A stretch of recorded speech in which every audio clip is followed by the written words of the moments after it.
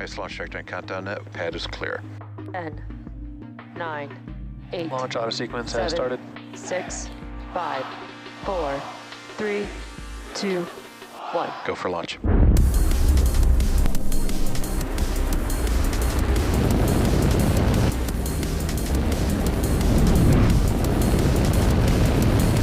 Vehicle is supersonic. Stage separation confirmed. Dragon, separation confirmed.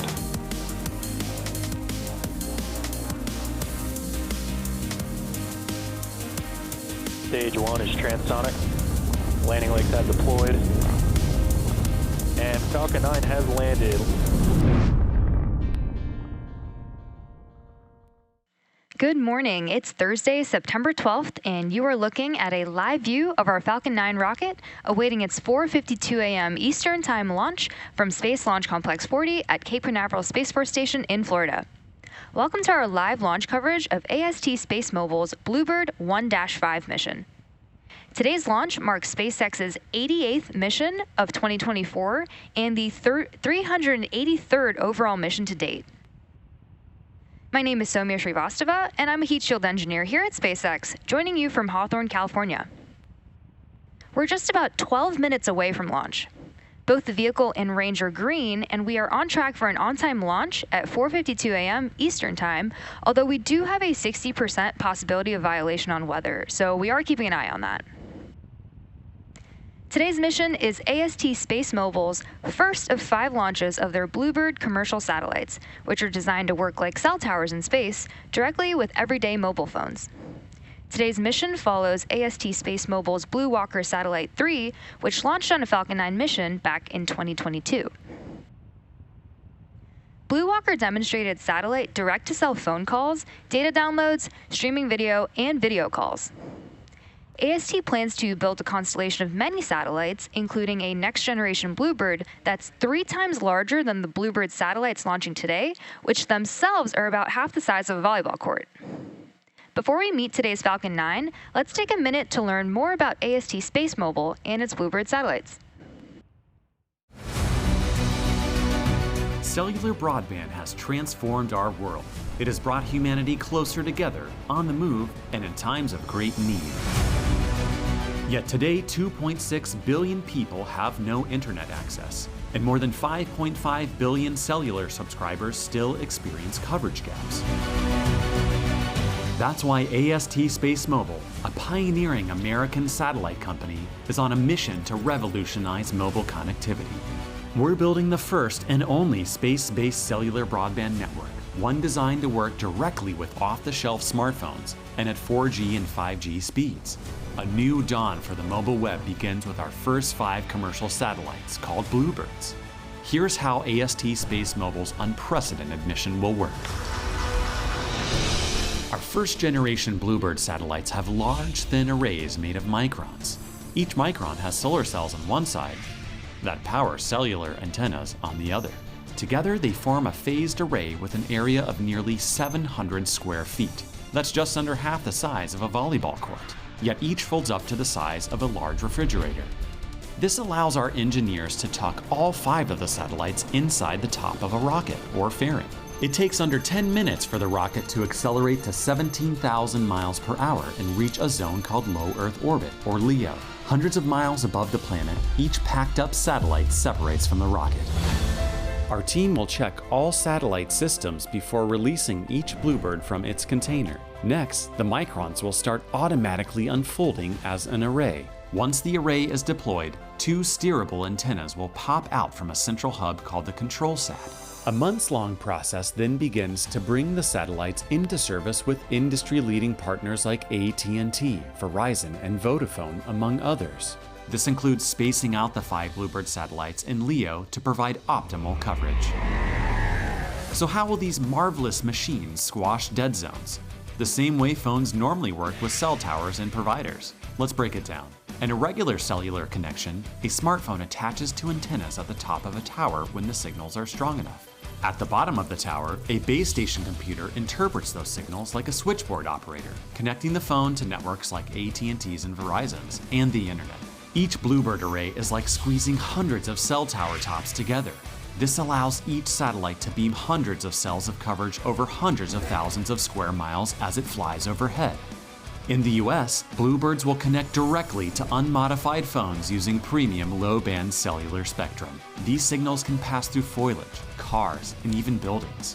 Meanwhile, our gateway antennas on the ground connect the satellite to our partners' networks. It's like combining hundreds of base stations. Our solution makes smartphones function as if they are connected to ordinary cell towers.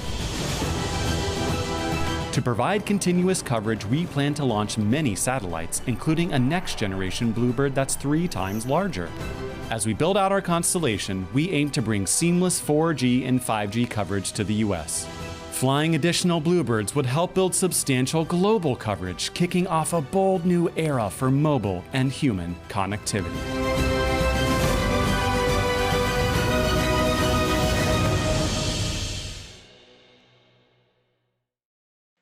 The BlueBird satellites, which are built by AST SpaceMobile in Midland, Texas, seek to help connect the unconnected.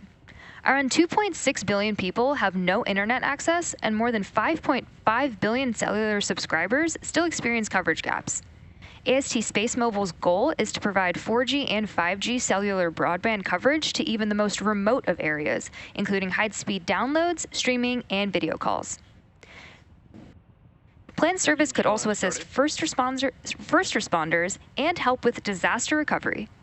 Today's mission is a critical step for AST SpaceMobile as they continue to expand their network and bring communication services to even more people around the world. Now, let's meet Falcon 9. Falcon 9 is a 2-stage rocket developed and manufactured by SpaceX, known for its safe, reliable, and cost-effective access to space. It's also the first and currently the only orbital-class rocket capable of reflight. Starting at the top of the vehicle is the payload fairing, a protective shell that encases the payload being sent to space. Today's fairings will be flying for their 18th and 8th times today and will be recovered by our recovery vessel, Go Cosmos, after launch. That fairing will separate and jettison away from the vehicle, exposing the payload once Falcon 9 reaches space. Here's a photo of the satellites being encapsulated in that fairing just a few days ago. Continuing down the vehicle, we have the second stage. The second stage is powered by a single Merlin vacuum engine, or MVac, which is optimized to perform in the vacuum of space. And below that is the first stage, which contains 8 engines arranged around one center engine, held in place by a structure called the octaweb. Each of these 9 Merlin 1D engines delivers about 190,000 pounds of thrust at sea level, which gives Falcon 9 a combined 1.7 million pounds of thrust at liftoff. The Falcon 9 first stage is also equipped with 4 landing legs that deploy just before landing to allow for vertical touchdown on a drone ship or a landing pad. Let's take a look at today's flight profile. Today, Falcon 9's primary objective is to launch the 5 BlueBird satellites into low Earth orbit. And in order to do that, Falcon 9 will follow a trajectory that takes it southeast over the Atlantic Ocean, climbing vertically before curving downrange in a maneuver we called the gravity turn, where the rocket starts bending its path to race along the Earth's surface. About 1 minute into flight, the rocket will hit max Q, or maximum dynamic pressure, where the vehicle is continuing to gain speed as it passes through the thick lower atmosphere. At about 2 minutes... Strongback lower has started. We just heard from on the nets that the strongback is beginning to pull away from the vehicle. We will first actually see the clamp arms opening up, which we see right there, and then the strongback will pull away. So after about 2 minutes, Falcon 9 will arrive at its second major flight milestone, main engine cutoff, or MECO, and immediately following MECO, the first and second stages separate. Following stage separation, the first stage will perform a stage flip maneuver to orient itself for boost back burn, and at about the same time, the MVac engine will light during second engine start, or SES1, on stage 2 to continue carrying the BlueBird satellites to their intended orbit. And a few seconds later, the first stage will execute a roughly 1-minute boost back burn to reverse direction and begin to head home. And about 40 seconds after boost back starts, the payload fairing will separate, exposing the BlueBird satellites to space for the first time.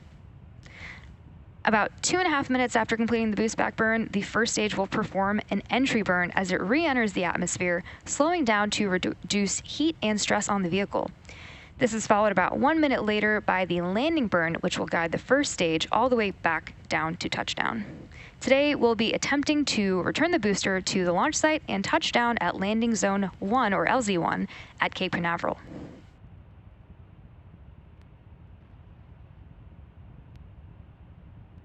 Stage 1 LOX load is complete.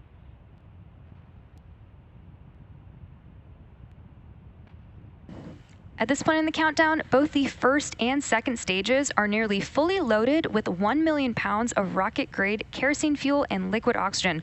Both the first and second stage should finish propellant loading about a minute apart from each other, with the first stage finishing up at the T-minus 3 minute mark, which just happened, and the second stage finishing shortly at the T-minus 2 minute mark.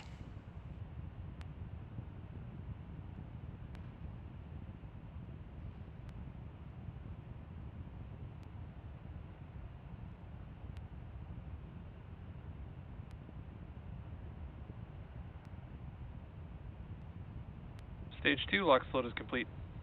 So we just heard that the second stage is now fully loaded with propellant, and at about T-minus 60 seconds, Falcon 9 will enter startup, and that means that the rocket's autonomous internal flight computers will have taken over the launch countdown. And then just inside of T-minus 2 seconds, we will light the 9 M1D first stage engines for liftoff. Weather is still looking green, and the range is ready to support our T0. Gas launch closeouts has started. Our T0 of 4:52 a.m. Eastern time. And with that, we are proceeding into the last few minutes of terminal count.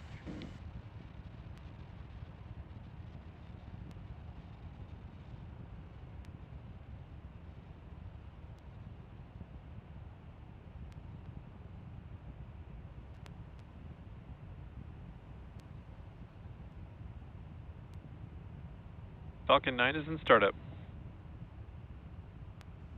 Just heard that Falcon 9 is now in startup, which means the internal flight computers have taken over for the launch countdown. LD, go for launch. And the launch director, or LD, has given the final go for launch. So at T-minus 35 seconds, all systems are go for the launch of Falcon 9.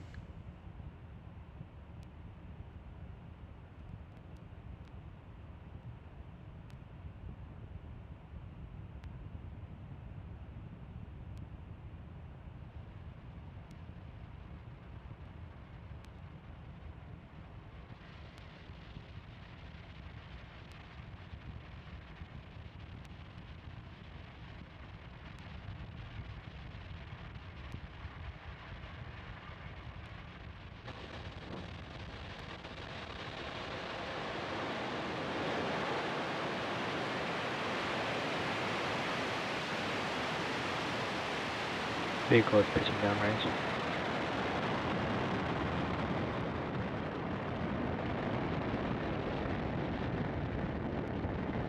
Stage 1 propulsion is nominal.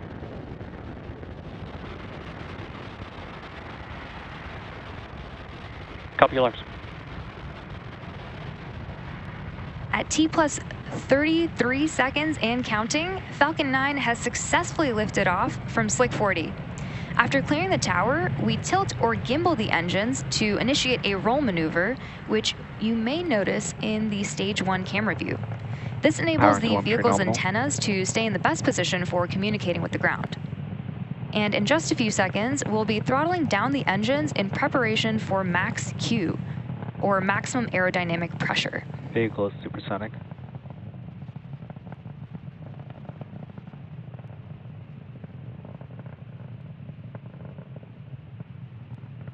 Max Q. And there's max Q. And from this point on, while Falcon 9 is still accelerating to an orbital speed of about 17,500 miles per hour, aerodynamic pressure on Falcon decreases as we approach the vacuum of space.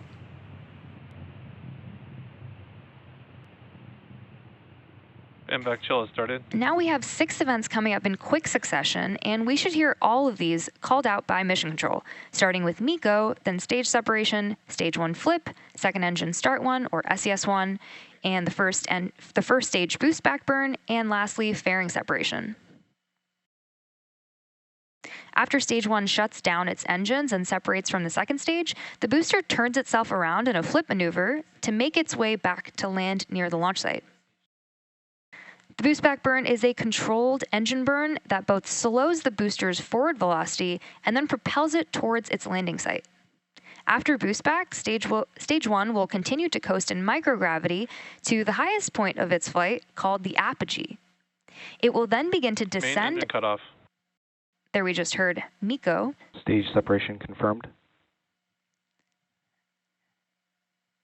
Stage separation. MVAC ignition. And SES Stage 1. Suspect startup.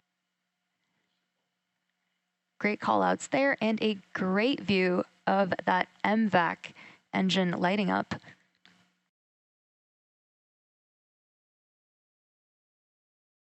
So after boost back, it will then begin to descend under the acceleration of gravity until it's time to relight the engines for entry burn.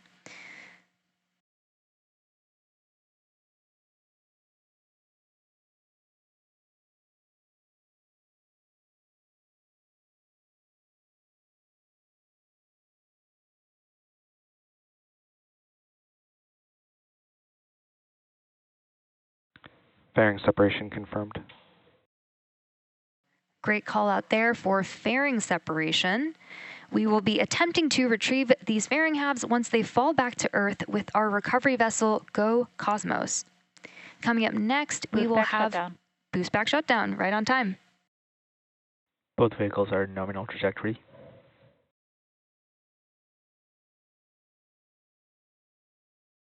So we're now about T+3 minutes and 48 seconds into today's mission.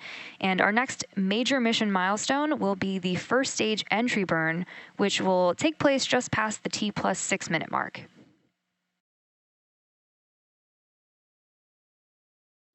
To start the entry burn, we will relight 3 of the M1D engines, which is really similar to pumping the brakes to slow down the vehicle as it passes back into the Earth's atmosphere. The entry burn helps reduce the heat generated from the friction of the atmosphere and reduces the aerodynamic forces acting on Falcon, which helps maintain controlled flight and prepare for the landing burn.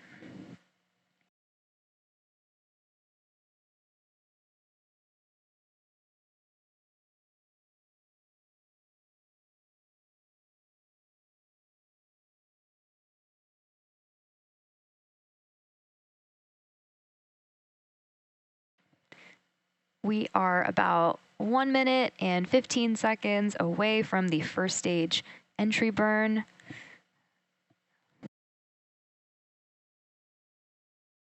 The Merlins on the first stage are optimized for sea level, and these achieve about 190,000 pounds of thrust each during ascent and descent. And at liftoff, Falcon 9's first stage has thrust that's greater than 5 747 airplanes at full power.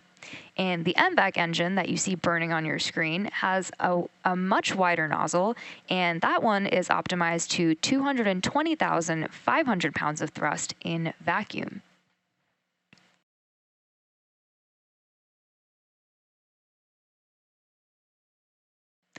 That entry burn coming up in about 30 seconds, where Falcon 9 will decelerate by firing its Merlin engines.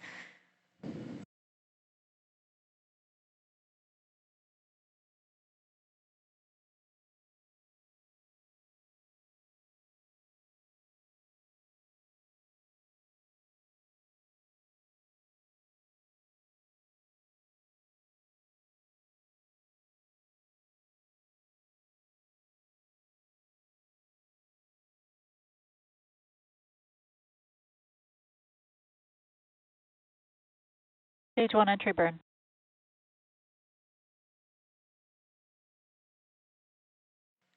You can, great call out there, and you can see Entry burn shutdown. The entry burn just completed. But you can see that that the stage 1 is still continuing to move really, really fast, even though it is slowing down.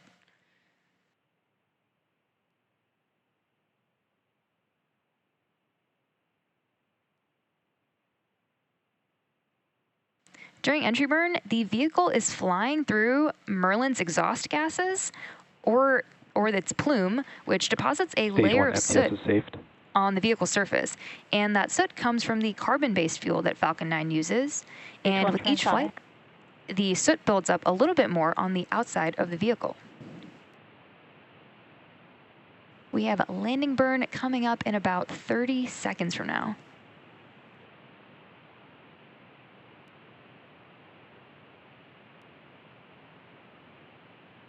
Stage 1 landing burn.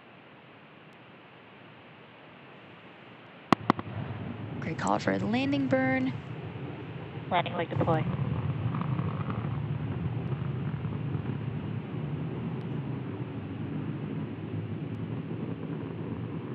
Stage 1 landing confirmed. And that was the 13th launch and landing for this first stage. And this landing marks SpaceX's 347th recovery of an orbital class rocket, including first stage landings for Falcon 9 and Falcon Heavy. Stage 2 is in terminal guidance.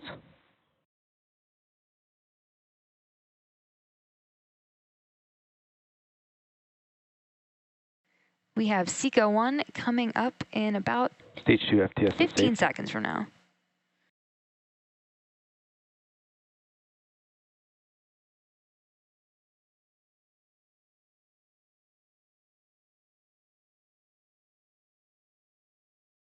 And back shutdown. Great call out. We just had SECO 1. And we aren't expecting to have ground station coverage for the first 3 deployments today. So we'll be returning around T+1 hour for the final 2 deployments. So we'll see you then. Good transfer orbit.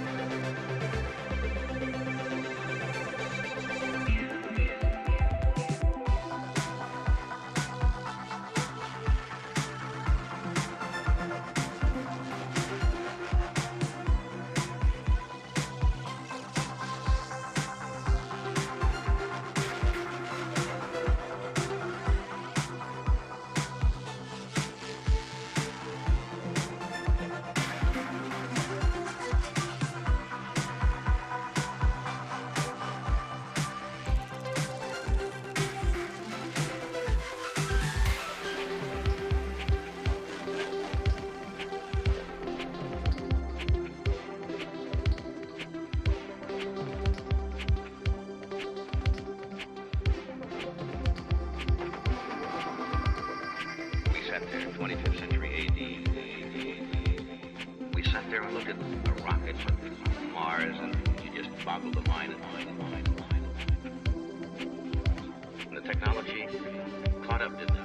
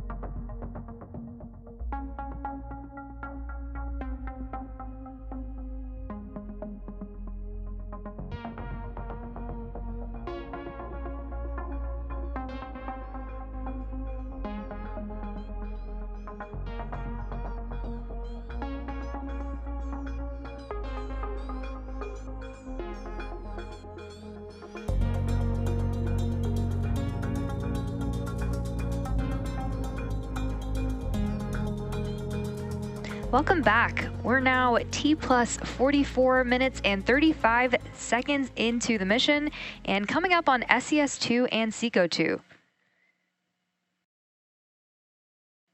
In about under a minute, we will have the second ignition of stage 2 for a short 5-second burn. And just about 9 minutes after that, we will have our first payload deploy, which, as a reminder, we do not expect to have ground station coverage for. We'll be back at T plus 1 hour for today's 4th and 5th payload deploys.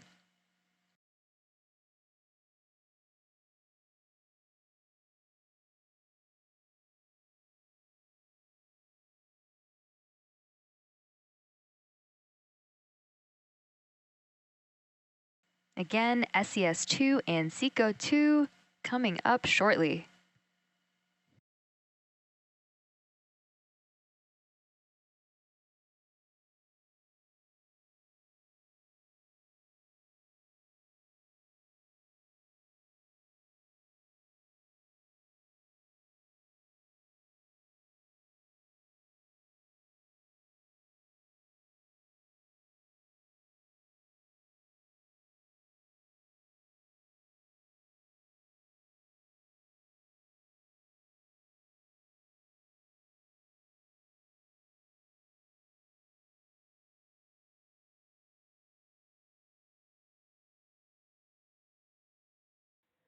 Good orbit insertion. Great call out there and confirmation of SES-2 and SECO-2. We'll be back at T plus 1 hour for today's 4th and 5th payload deploys. And until then, enjoy some space tunes and we'll see you soon.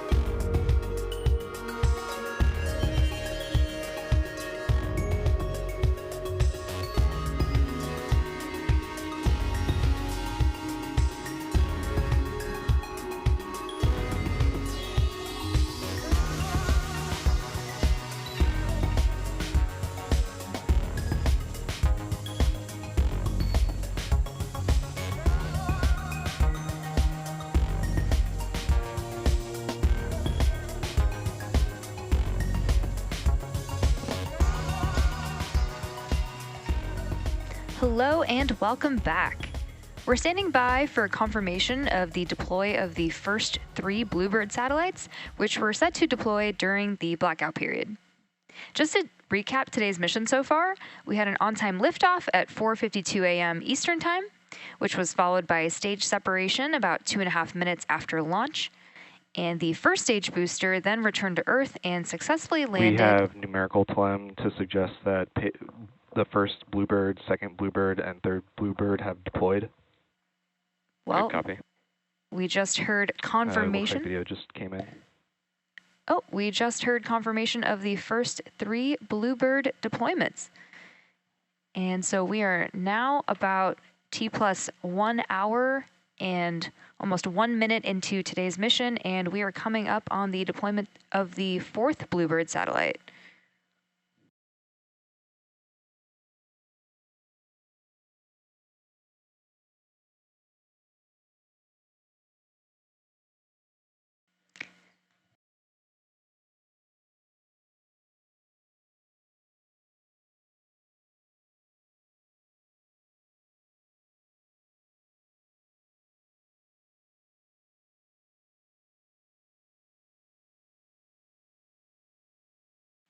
That 4th payload deploy should be happening shortly.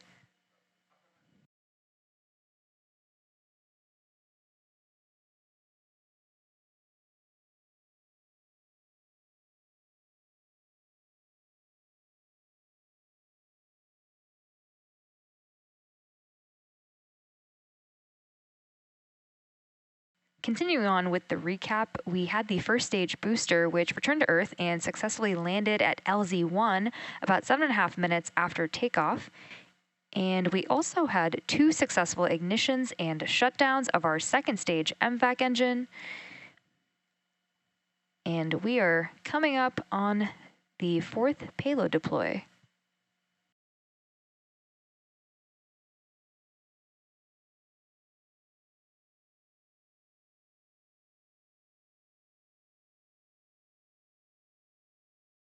We have an awesome view of that 4th BlueBird satellite deploying. We'll now head into a short coast and be back for our final deployment about 3 minutes from now.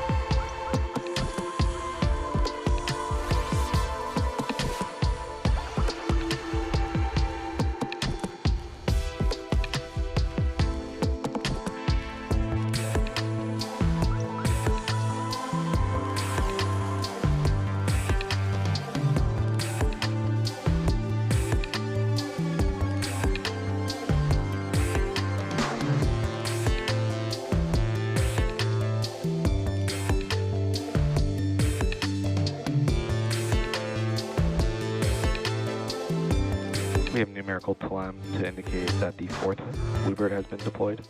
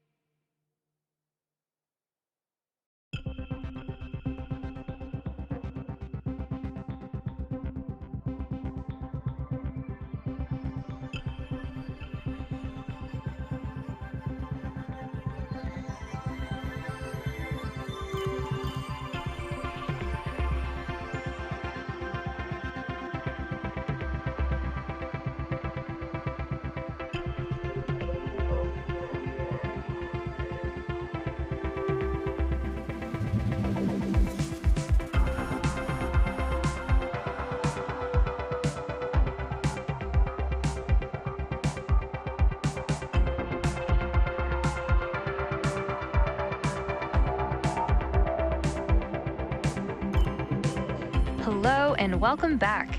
We are now about T+1 hour and 7 minutes into today's mission, and coming up next we have deployment of the 5th and final BlueBird satellite.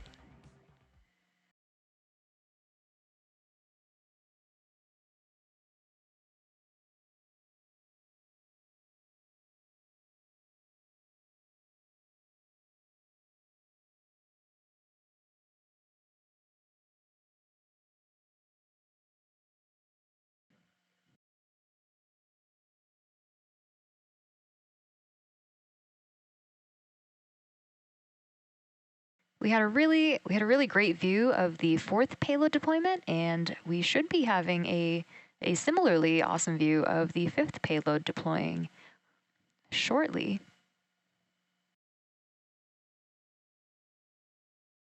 BlueBird 5 deployed. And there you saw on your screen successful deployment of the 5th BlueBird payload. And with that confirmation, we will bring today's webcast to a close. Today's mission marked SpaceX's 383rd overall mission to date and 88th mission of this year. We want to thank the AST SpaceMobile for entrusting us with today's mission and all of you for joining us this morning. If you're interested in more launch coverage, right now the Polaris Dawn EVA is in progress, which is the first ever spacewalk from Dragon. For that and more, check out spacex.com/launches. Thank you for tuning in, and we'll see you again soon.